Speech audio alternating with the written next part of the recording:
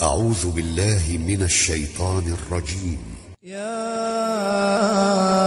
أيها الذين آمنوا لا تأكلوا الربا أضعافا مضاعفة واتقوا الله لعلكم تفلحون. واتقوا النار التي أعدت للكافرين وأطيعوا الله والرسول لعلكم ترحمون. وسارعوا إلى مغفرة من ربكم وجنة عرضها السماوات والأرض أعدت للمتقين. وسارعوا إلى مغفرة من ربكم وجنة عرضها السماوات والأرض أعدت للمتقين الذين ينفقون في السراء والضراء والكاظمين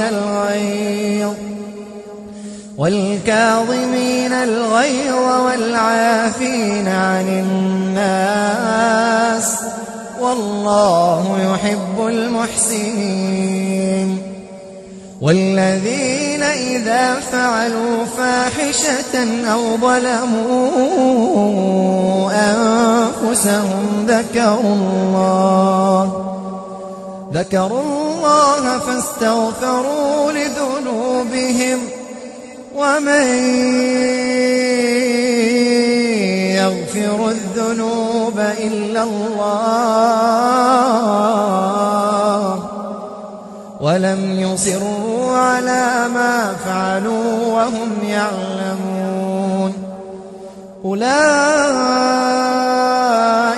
جزاؤهم مغفرة من ربهم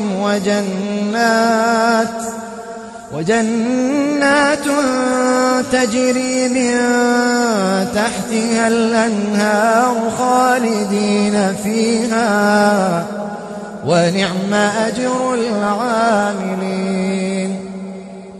قد خلت من قبلكم سنن فسيروا في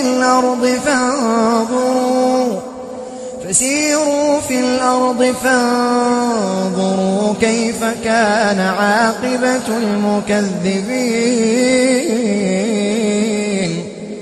هذا بيان للناس وهدى وموعظة للمتقين.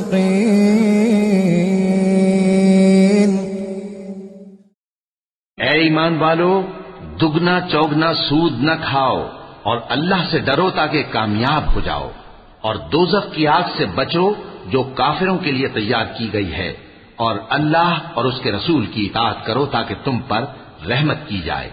और अपने परवरदिगार की बख्शिश और उस बहिश्त की तरफ लपको जिसका अर्ज आसमान और जमीन के बराबर है, और जो परहेजगारों के लिए तैयार की गई है, जो आसूदगी और तंगी में अपना माल अल्लाह की राह में खर्च करते हैं और गुस्से को रोकते और लोगों के कसूर मुआफ करते हैं, और अल्लाह नेकूकारों को दोस्त रखता है।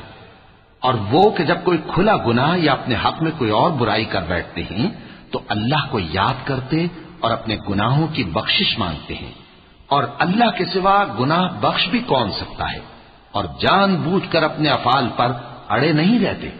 ऐसे ही लोगों का सिला उनके परवरदिगार की तरफ से बख्शिश और बाग हैं जिनके नीचे नहरें बह रही हैं, और वो उनमें हमेशा बसते रहेंगे, और अच्छे काम करने वालों का बदला बहुत अच्छा है। तुम लोगों से पहले भी बहुत से वाकयात गुजर चुके हैं, तो तुम जमीन में सैर करके देख लो कि झुटलाने वालों का कैसा अंजाम हुआ। ये कुरान लोगों के लिए साफ पैगाम और अहले तकवा के लिए हिदायत और नसीहत है।